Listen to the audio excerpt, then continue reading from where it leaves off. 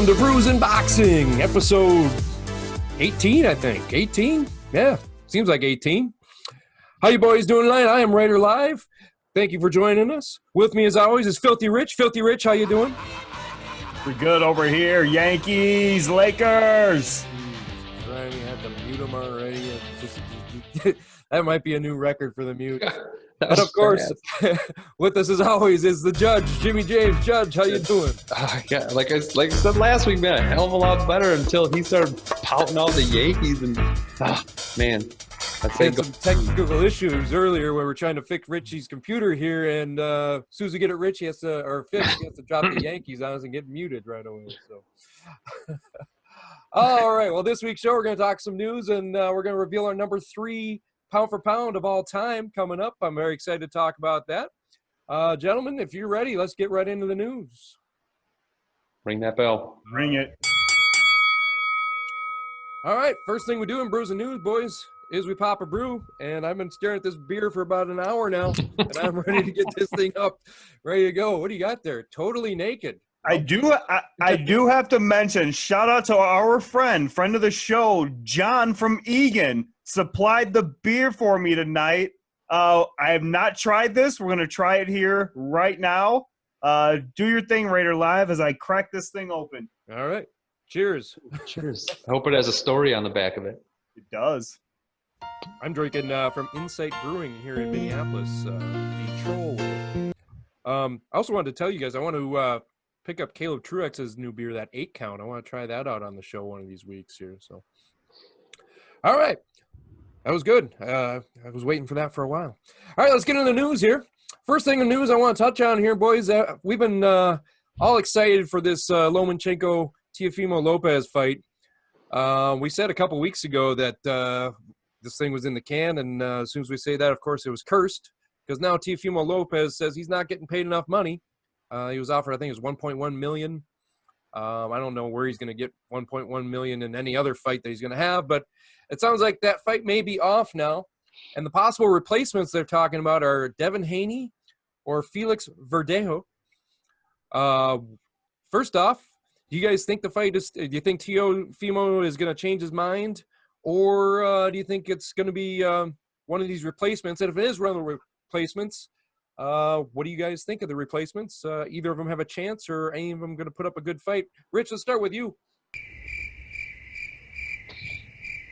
So, let's see. Actually,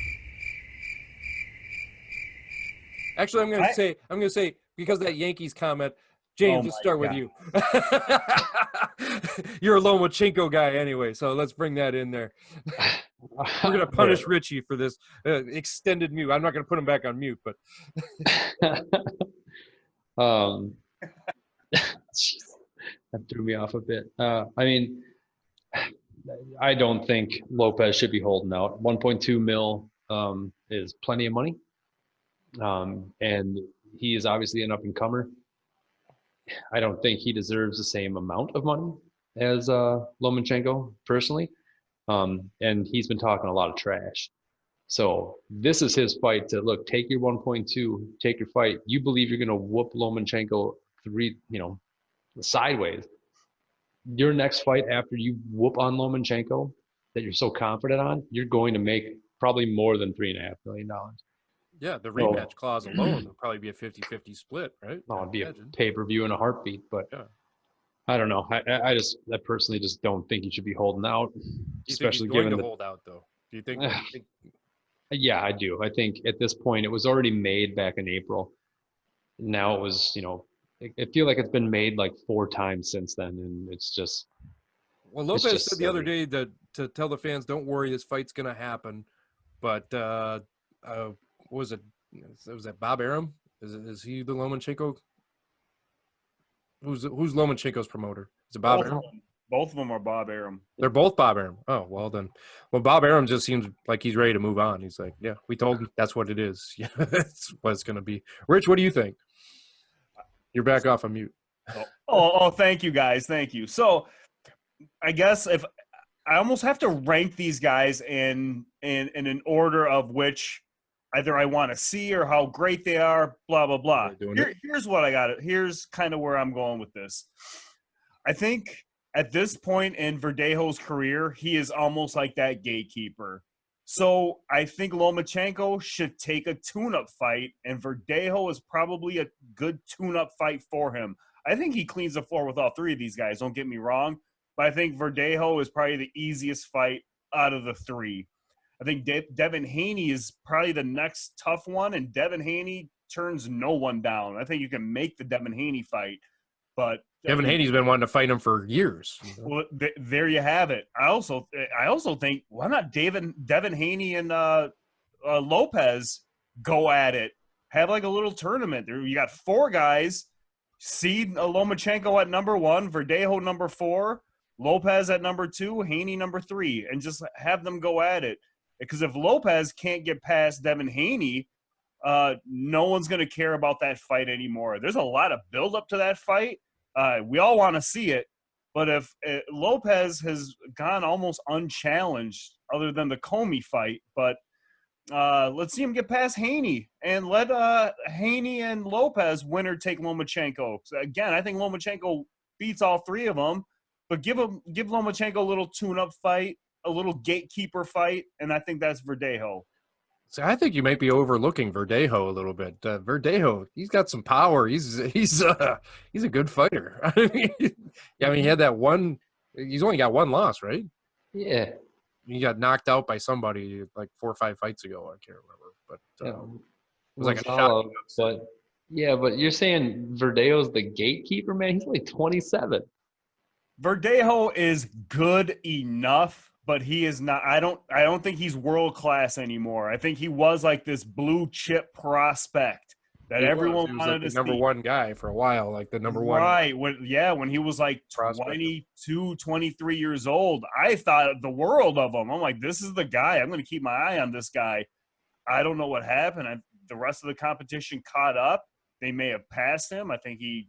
Well, he only lost the one fight, though, Rich. I mean, all right. So who has he beaten on his way up, and like who has he beaten since that loss? Brian Vasquez, man. Weeks ago.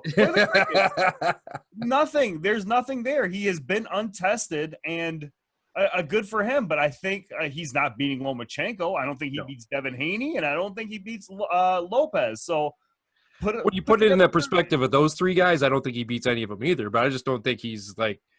He's not a. I don't think should be looked at as a tune-up guy. I mean, he's a. He could be a tune-up guy. I just don't see him being a gatekeeper at the lightweight division. That's all. That was just, to me, that's just crazy. Is he a top 10 lightweight? Well, why he's stretching that out a little bit, man. Talk about that next week, I guess. Yeah, next week, huh? All right. He's definitely a top 15 lightweight. I'd say he's definitely a top 15 lightweight. Definitely a top 50 lightweight. Yeah, I'll give you that. 15, I said 15. 15, 50, whatever. He's not top 10. He's not top 5, I don't think. And he's not getting past Lomachenko. Put him with someone else. I mean, we have 4 guys right there, and he's 4th at best. He doesn't get past Comey. Well, let me ask you this. I'll open up to both of you here. Let me ask you guys this.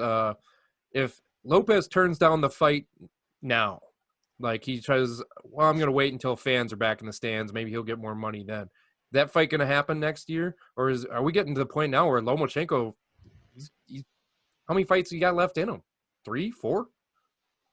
I mean, I think he's got more than that, but I mean, he's getting up there. I mean, he's 30-something years old. He's 37 or 36, 30, 37, I thought he was 34. I could be wrong on that. I thought he was older than that. But either way, man, he's still getting up there.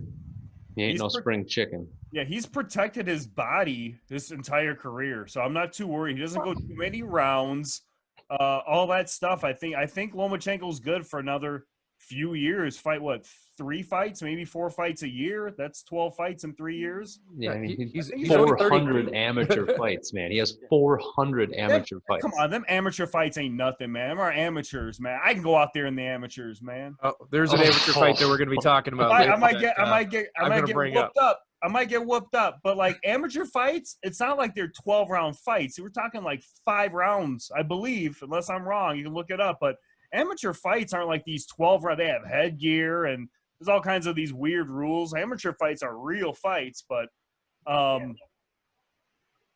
He's in the Ukraine, man. The Ukraine. It's like Paulie said, that there are different species out there. Spoiler alert. I ain't touching that one. Oh man! All right, on that, that's a segue that I don't want to deal with right now. So we're gonna move on to the second piece of news here.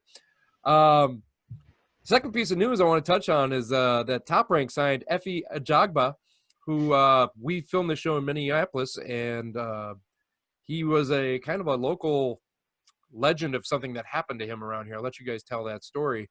But Top Rank signs another great heavyweight, and suddenly they've signed a lot of great heavyweights. James, you were talking about this earlier. Why don't you touch on a little bit about that and talk about Ajogba? You can talk about the story if you want, or just talk about the Top Rank division, the heavyweight divisions that they've formed. It's amazing. Well, do you know the story, Rich, right? The Armory story. Yeah. You want to tell it? No. If you know the Armory story, I'll let you tell it. You want me to go? Yeah, you tell the story, Rich, Yeah, and then you tell the story. He'll talk about the Top Rank. Hey, for the diehards, they've heard the story already. He had a fight here at the Armory. I believe it was on the Jamal James undercard. Yep. And when that bell rang, the opponent ran, and it was that simple. Fight ended in a disqualification with 1 second. I don't know who his opponent is, and you'll have to look it up. But Not just ran, he just stepped out of the ring and walked away. He's like, that was his last fight ever, too. We'll never see him in the ring again. No one's ever going to want to touch this guy the way he walked out of that ring that night. It was a crazy thing to see. You just see the bell ring, and he just steps right through the ropes and walks right down the aisle. Nope. He claimed that there was a money dispute, and well, I don't know what the money involved was. I know we talked a couple weeks ago about Vegas not allowing purses out there. Maybe there was some truth to it. We don't know, but we'll never also see some truth of looking at Ajogba across the ring and going, no. Yeah, I'm gonna say that it's a mountain of a man, and he was like, no, I'm not getting whooped on by this guy. It wouldn't have lasted much longer than it did anyway. I mean, I disagree. I let it be said, I disagree. I'll take a beating for the right amount of money, and this guy just wasn't getting paid the right amount of money. Well, let's talk a little bit about Efe Ajagba. First off, Richie, talk a little bit about him though. We told the story, but talk about Efe as a boxer. So I probably had him as like the prospect, a Nigerian dude. I know we just talked about the 25 under 25, and I looked up at Ajagba, and I believe he's 26, so he did not make that list. But I can almost guarantee you last year he would have been like probably top 10 in the 25 under 25 guys. Look out for him. I think he's going to pose a threat to Deontay Wilder if the two of them ever get in the ring. So this is not some slouch. I think he's outside of the top 10 because of the competition, but I don't know who's going to step in the ring with this guy. He hasn't really had many big fights yet either. None. But the eyeball test tells you that he just needs some polishing. He just switched trainers too. I can't remember who he switched a trainer to, but it is a big trainer change. He is moving up. He's shelling out the dough for a better trainer. So yeah, watch out for this guy. So Efe Ajagba joins the Top Rank heavyweight signings. Judge, talk about Top Rank a little bit and all these young heavyweight fighters that they've signed. Made an unbelievable division here coming up for the future. Yeah, they've got obviously the biggest heavyweight name that they have is Tyson Fury, for sure. But it's interesting because I didn't really realize that they had this many like young potential stars in the division, which is kind of crazy. It means you're probably going to see some pretty nice fights coming up here. But they have someone who we've already talked about on the show, Jared Anderson. So Big Baby Anderson. He's one of those guys, Richie's guy. They also have Guido Vianello. If you saw him on the Summer Series, he whooped up on someone pretty easy. Oscar Rivas is another guy who is pretty big. Not as young as these other ones, but still like a bigger name that's can still up and comer. But it's a couple other guys too that I'm not 100% sure of, like an Kebayel and a Yoka. But either way, like they have a lot of young heavyweight risers, and it's pretty excited to see that hopefully these guys will be able to make some big splashes, and with getting Effie on the card, I think we're going to see some big fights with Top Rank in the future here. Effie's kind of like a Wilder clone too. He's got just so much power. I mean, that's what he is. He's a guy that just keeps coming at you and going for that knockout blow. His number one job is to knock your head into the third row. Is basically what he's trying to do. He doesn't have a lot of style to him a lot of the time, but a lot of power, a lot of beef behind them punches, as we used to call that. So very exciting for the future of the heavyweights. Heavyweight is kind of taking a step back the last few years. It's nice to see that there's some young fighters that are going to maybe bring this division back a little bit. With the especially Top Rank seems to be leading the way on that. Anything else you guys want to touch on about that before we move on here? Oh, I saw you, the trainer you were talking about, Rich. He actually is the trainer of Shakur Stevenson, too. K. Koroma or something. Okay. I'm not familiar with that, but if you're getting trained by, if Shakur Stevenson's one of that guy, I mean, he's an up-and-comer too. So that's actually pretty exciting. All right, the last thing we did touch on it, we're going to touch briefly on it here. We like to avoid the controversy, especially we don't like to put a spotlight on ignorance and stupidity, even though it's prevalent in the world today. But Paulie was one of our favorite announcers, got fired by Showtime for being a moron, said some extremely stupid and insensitive things, probably deserved to get fired. Got replaced on Showtime. I'll just let you guys, if you guys, whatever you want to bring up about it, you guys know my feelings about it. Obviously, when we saw originally what he said, we didn't think it was like, oh, that didn't seem like a giant deal. And then you saw what actually he got fired for, and was like, okay, yeah, this guy is a moron. So, and it's too bad, It did bring me, it made me think as we were sitting here talking about it, though. Does somebody that you enjoy watching, do their personal views when they do something like this affect your enjoyment of watching them do their craft like this? Does it change? Like let me put it this way. Like back in football, John Madden and Pat Summerall were my favorite two announcers to watch. I don't know if John Madden said something this stupid. Obviously, I don't think he never would have. But if he would have said something that stupid and got fired, I don't know if I could have ever enjoyed watching John Madden announce again. I think they would just put a stain on it for me. What do you guys think? I'll throw it to you, Richie, to start. So a couple names that really come to mind. I guess before I say the names, the phrase I think is separating the art from the artist. And I think a couple people that come to mind are like Kanye West and R. Kelly. I mean, the stuff Michael Jackson that's said and done are despicable, but the music they make is classic and like treasurable, if that's a real word. I don't know.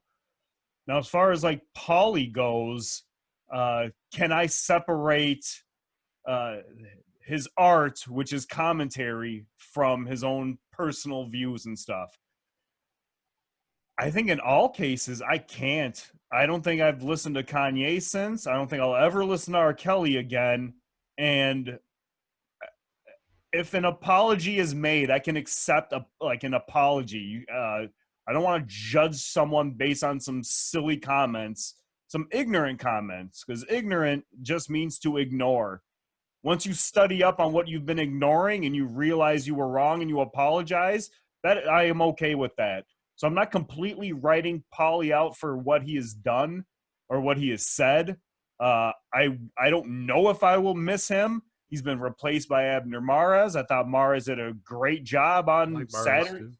He did a great job Saturday night. He's not Paulie Malignaggi. Malignaggi can talk in circles just like yours truly. I can talk and talk and talk and talk, and it's like, shut up, dude. That is ignorant. Thank you. That is Paulie Malignaggi. He will talk and talk and talk, and sometimes it's shut up, let someone else speak. Abner Mares was kind of silent the whole night, just kind of spoke when spoken to, but had as much knowledge as Paulie. I enjoyed it. So if we don't see Paulie back, I'm okay with that. I like Abner. I have to leave it there. I don't want to comment on Paulie's specific comments. If you want to know what he says, you're gonna have to do your own research. I got in trouble for the Saunders thing, I think in episode 6, where I did not say what he did, and I got, you got to tell the people what he did. I'm not doing the Saunders thing with Paulie Malignaggi. If you want to know what he said, you have to do your research. Let's just say that we all are in agreement that what he said is ridiculous and stupid and ignorant. And if he truly believes that, then he's a terrible person and an ignorant person.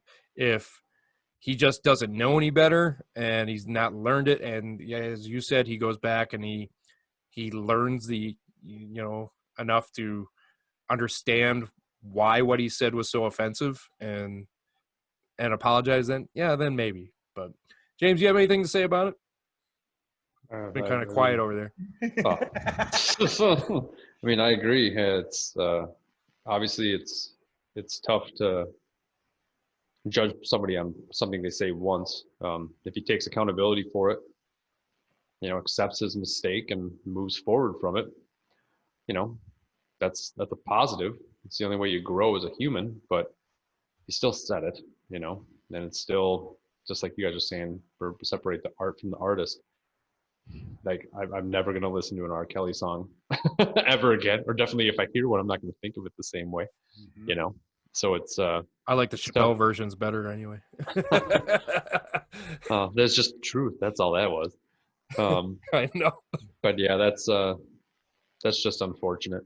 But yeah, it's always sad when you see the state of things nowadays, where that somebody thought, I never thought that would come out of somebody's mouth that I liked like that, but I guess we don't know. We put the celebrities on a pedestal that we don't really know what they're thinking. We just enjoy their art. And then unfortunately, when they open their mouths and say something like this, it's like, okay, well, you're done. I'm done with you. Don't forget, we're celebrities too now. That's true. So, but we're held accountable for everything we do. We post it on here. And if we say something stupid or ignorant, we'll apologize for it. But I know you guys both pretty well, and you're not going to be saying anything like Paulie did. I guarantee you that. That's just never going to happen. So, All right, boys. Let's get off that unfortunate topic. Judge has got a text coming in. Is that breaking news? Or is it? It might be. Is that an apology? An apology's coming in. There it is. He's watching the show right now. Odd that he texts James of all people, but he's like, him and the judge are close apparently, But yeah.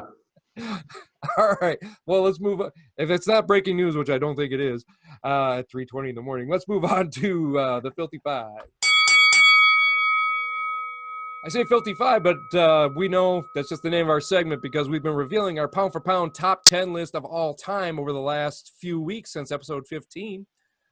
We released all of ours up until we're at number 3 today. You'll see down there. I never know where it is. I'm going to down there. Our old list. Started with 10 at Sugar Ray Leonard, 9 at Joe Louis, 8 at Manny Pacquiao, 7 at Sam Langford, 6 was Roberto Duran, 5 was Harry Greb, 4 was Henry Armstrong.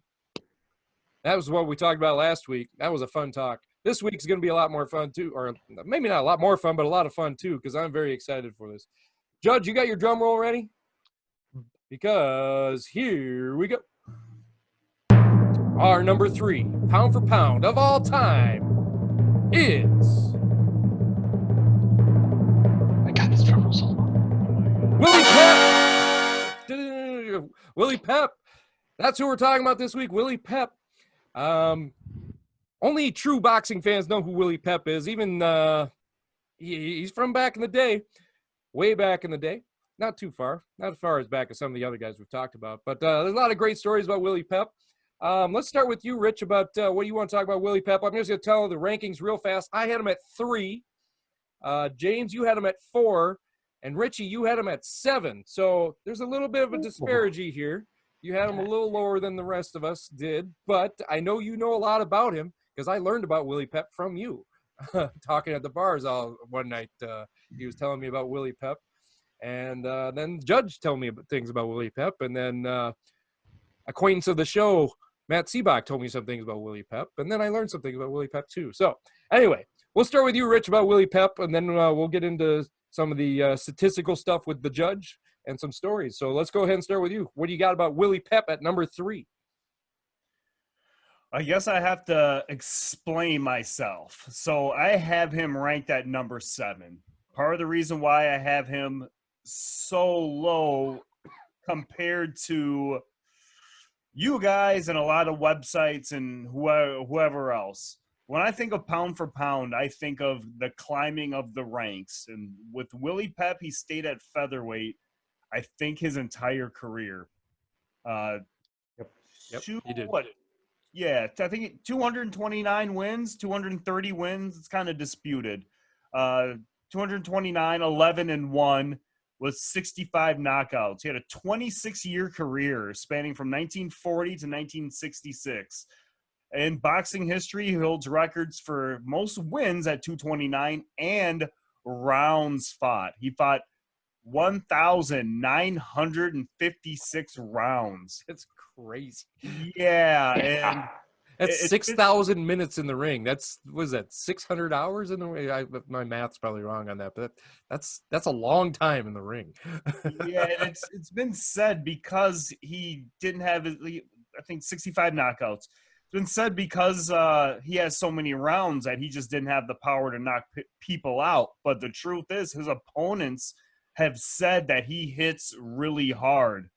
Part of the reason why he has so many rounds is because he was so defensive. He just moved in the ring and he just made you dance with him for 12 rounds or 15 rounds or however many rounds it was negotiated. So, Judge, you said last week in our post meeting that he was one of the best defensive fighters of all time, if not the best defensive fighter of all time.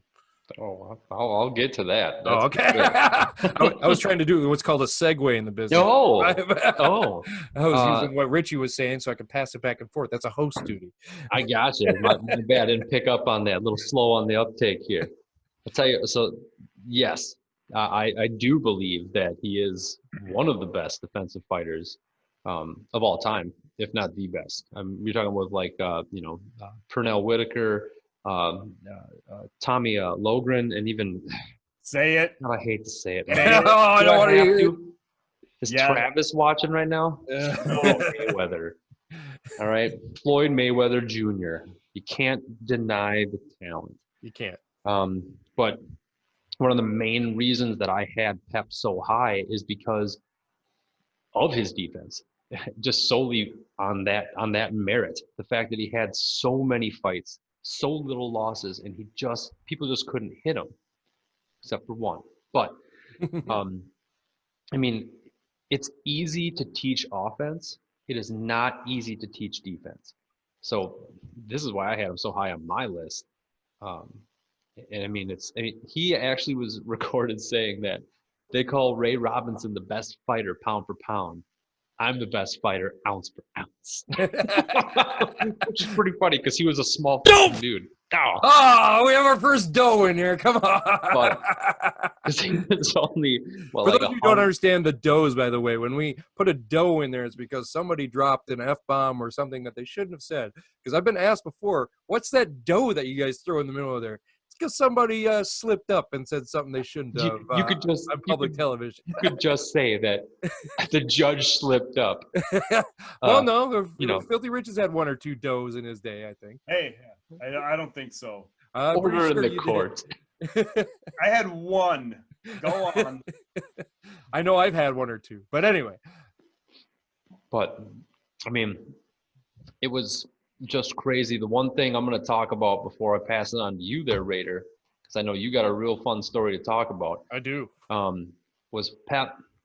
He was undefeated in his first like 62 fights. And then in 1947, he actually was a survivor of a horrible plane crash. I don't remember how many people died and how many people were injured, but he had like, what was it, like broken back and a broken leg. And I mean, he had to come back from this. Like, think about this. This is only like what, 63 fights in or something at that point when he had 10 fights the year of his plane crash. His plane crashed on January 5th. He fought 10 fights that year and remained undefeated. Yeah. My apologies. He before he had his accident, he was actually 109 1-1. That's my bad. Yeah. Either way, all those fights after he had after that plane crash is crazy. Another guy, an old boxer that just came back from a crippling injury, like Greb with his blindness, and it's, I don't know, man. This stuff is just amazing. The doctors didn't even think he was going to walk again besides fight, and he went, and did almost 100 more, 120 more fights after that. So that's just insane. But yeah, I want to hear about this the story. I want to hear about the story. I do like this story. It's a story I'm going to read a little bit from it here, but he worked as a shoe shine boy. Then he joined a gym with his buddy, and he was earning money fighting one night a week. In Connecticut, where he fought as an amateur, you could make money fighting as an amateur in Connecticut, which was kind of rare. His parents found out he was boxing. His mom didn't like it. His father said, well, if you're making so much money working or fighting on Fridays, maybe you should see about fighting on Tuesdays as well. That's what his dad said. But the story I wanted to talk about is that in the attic of a feed store in 1938, Willie Pep fought Sugar Ray Robinson. He was outweighed 130 to 105. Robinson still only won by decision. According to Pep's later telling, Robinson was an amateur champion in the state of New York where amateurs were not paid. So he came to Connecticut so he can get paid as an amateur. Because of this, Pep did not know who he was fighting at the time. Before the fight, he was told his unknown opponent was, quote, not good. But he recalls quickly learning otherwise once the bout began, and Robinson was, quote, all over me. So he fought Sugar Ray Robinson, being 25 pounds underweight to him, and lost by decision. So as an amateur starting out, I mean, he just started, this is 1 year into fighting for him. He became a boxer in 1937, and he fought Sugar Ray Robinson in an attic of a feed store in 1938. How crazy would that be to go back? And if you had a time machine, that'd be a fun fight to go back and watch, wouldn't it? Wouldn't that be crazy to see that? So that was a story that I just like to, I love Willie Pep stories like that. Richie, you told me a bunch of other Willie Pep stuff at the bar a few different times. I'm sure you got a few anecdotes about Willie Pep. Yeah, I'm surprised this hasn't been brought up yet, but he's notoriously known for winning a round without throwing a single punch. I can't believe I forgot that. That didn't really happen. Right. So there's a couple things. 3 people died in the plane crash and 18 were injured. I think those numbers match up. Mm-hmm. The fight against Robinson, it's when Pep stepped on the scale, it was said that he weighed 115 and Robinson weighed 125. So but the way Pep has told the story, Pep has said that he weighed 105 and Robinson 130. Right. As far as this not throwing a punch in a single round, it is sort of disputed because it sounds like he threw feints in a few. What is a feint? It's when you fake punch. But he told the judges and news reporters who were writing on this fight, watch for the 3rd round. I'm going to beat Jackie Graves this round without throwing a single punch. He kind of didn't. He slipped and ducked. He probably did some feints where in the record book it'll probably show that it was a punch, but no power punches were really thrown. That fight took place in Minneapolis. Really? I didn't That know. was a fight. Yeah, that fight took place in Minneapolis, which is kind of cool. We have some history. I didn't know that. Did you guys know? Oh, I thought you. Oh, shoot. Didn't know I that. know Told it me all, that at the man. bar Why you one didn't night, but see I it? didn't. That didn't click until now. No. Yeah, that fight took place in Minneapolis. Jackie Graves, round 3. He said that he's going to win this round without throwing a single punch. And, Bet it was at the Armory then. That'd be awesome. it could have been. Joe Yeah, I Lewis assume it would fought, Sugar Ray Robinson's fought there. Some people have came through the Armory. Anyways, I don't know. 6 months later is when the plane accident happened, and he passed on a $500,000 settlement. Think about that. $500,000, something I would settle for right now if I were in a plot. But he passed 1940 something? something. Passed on a 47. $500,000 settlement and got back in the ring. And he would go on to fight for 19 more years. 19. Let me say that one more time. He passed a $500,000 settlement to fight for 19 more years and 131 fights. Is that not crazy? I mean, I don't know. That is It's crazy. another thing that we could all love. This man obviously loved boxing. He loved boxing more than boxing was his life, because even after he retired from fighting, he became a referee and he was an inspector. He stayed with the sport, and thankfully, unlike a lot of the other sad stories on our list, he actually lived till he was 84 years old. He just died in 2006, which isn't that long ago. 84 years old. So I mean, Willie Pep is an amazing guy. You got any numbers you want to read? I got some numbers. There was some final numbers here. What you got? All right, so we went through the career wins and rounds. He was 55-0 by the age of 20, and that includes, I think he won a belt on his 53rd fight. He would have won the featherweight title, but 55-0 by the age of 20. Can we back up a bit and talk about how long it took Mayweather to go 50-0? Hey, let's skip over that. Let's not be Mayweather. It's not a Mayweather hating show. I like Mayweather. Skip your DMs. I don't want to hear it. Started his career, I think, James, you touched on this. Started his career 63-1, then went on to 70-0-1. His loss was to a guy named Sammy Angot, who is at the time was a top 3 opponent and is now in the Hall of Fame. We'll come back to him in a little bit here, but his first 100 fights, 98 1-1 with that one loss to Sammy. He would go on to go 174 5-1. That's in 180 fights. 3 of those losses were to Sandy Sadler. Mm-hmm. His kryptonite, man. Who was Beat in him the once. Hall of Fame. He did beat him. He beat Sandy his second time. They fought 4 times. Sandy Sadler won 3 out of the 4. And his other loss was to a guy named Tommy Collins, who was top 3 at the time, and I don't think he is in the Hall of Fame. But his out of 5 losses, it was only to 3 dudes. All 3 at the time were top 3 ranked opponents. 48-8 versus top 10 guys, and 25-6 versus top 3 guys. I'm glad you brought it up. I was going to actually bring that up to Judge, because Judge is the only one that had Sandy Sadler on his list, on the pound for pound list. And you were bringing up some stories on post show last week talking about Sandy Sadler fighting Willie Pep, Judge. Well, yeah, I mean, the biggest thing is that's just, for whatever reason, out of all these fights, Sadler had his number.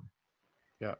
I mean, he was just, for whatever reason, Pep won a 15-round bout on it, but every time he fought Sadler, he just couldn't beat him. Now, they were dirty fights.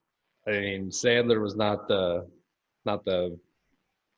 cleanest guy back then. Watching that stuff, you watch him, he holds Pep's head a lot, and he pushes him up and does that sort of stuff. Obviously, not the same officiating back then as it is now, but I mean, that I don't really have too many crazy stories. It's just amazing that you just have guys like that are that the one guy that you have out of all that stuff is that's just pretty crazy. It was one of the few times he was knocked out. I think he was only knocked out like 3 times, right? He's knocked out to Sandy Sadler, Hogan Basley, and That was his last fight, though. And Lou Perez knocked him out. No, he lost his last fight to Kelvin Woodland by unanimous decision in a 6-round fight in 1966. But Okay, well, it was a 6-rounder, so it almost seems like an exhibition. Anyways. But yeah, so Willie Pep as our number 3 pound for pound of all time. Congratulations. Let's do the drink to old Willie Pep. Left us 14 years ago. Hell of a fighter. Number 3 all time on our list, and that's the list that's most important. Right?